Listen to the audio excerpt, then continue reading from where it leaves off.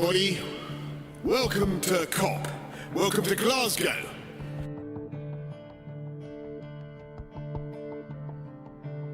Dear friends, in the remaining days of COP26, the eyes of the world are focused on Glasgow.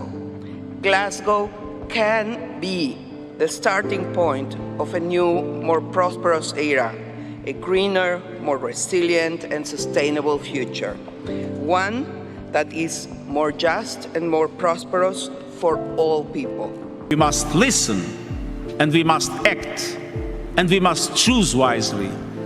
On behalf of these and future generations, I urge you, choose ambition, choose solidarity, choose to safeguard our future. Failure to provide the critical finance and that of loss and damage is measured, my friends, in lives and livelihoods in our communities.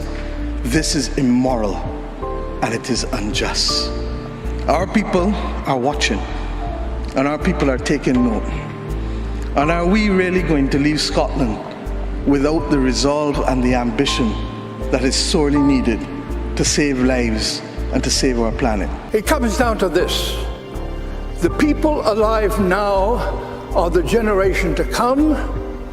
Will look at this conference and consider one thing.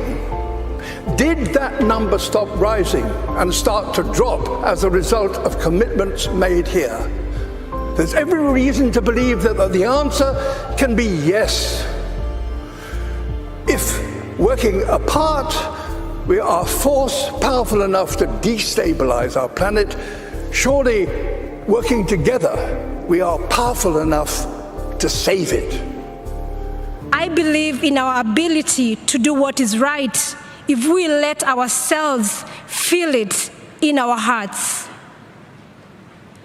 So for these next 2 weeks, let us feel it in our hearts. The children cannot live on words and empty promises. They are waiting for you to act. Please open your hearts and then act. But actually we need to start recognizing that there are young people who are entrepreneurs, who are economists, who are kind of budding career diplomats. And I think we need to find ways of ensuring that we're taking that resource base, that we're supporting it, that we're nurturing it, so that we don't end up in the situation that we are now. Because I mean, the climate crisis, the environmental crisis, the ecological crises, these are all results of poor leadership and bad decision-making processes and mechanisms that have just been allowed to continue to perpetuate a cycle of environmental degradation, and the result is the climate crisis that we have now. So it's really encouraging this kind of new generation of leaders that have an opportunity to steer a different course. Humanity will not be saved by promises. It's hard to believe business and finance leaders when they haven't delivered before. They have not been faithful in their promises. They have not been honest in fulfilling their commitments. They have not been trustworthy in making their pledges a reality. So, I have come here to tell you that we don't believe you. We don't believe that banks will suddenly put trillions of dollars on the table for climate action when rich countries have struggled since 2009 to raise $100 billion for the world's most vulnerable countries.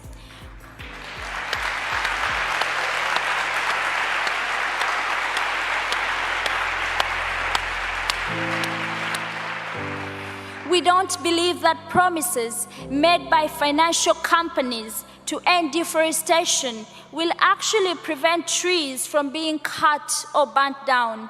We simply don't believe it.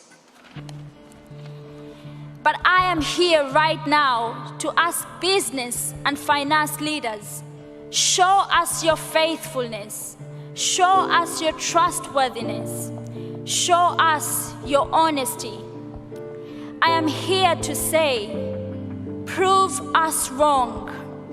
I'm actually here to beg you to prove us wrong. We desperately need you to prove us wrong. I invite you to look around now and ask.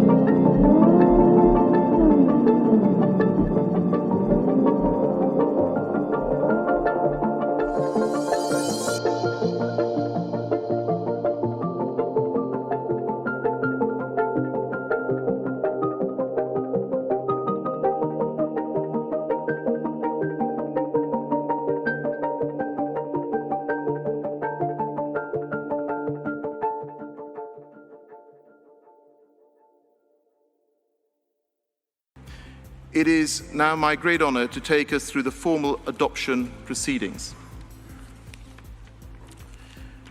I now declare open the 12th meeting of COP26. I now invite the COP to adopt the decision entitled Glasgow Climate Pact. Hearing no objections, it is so decided.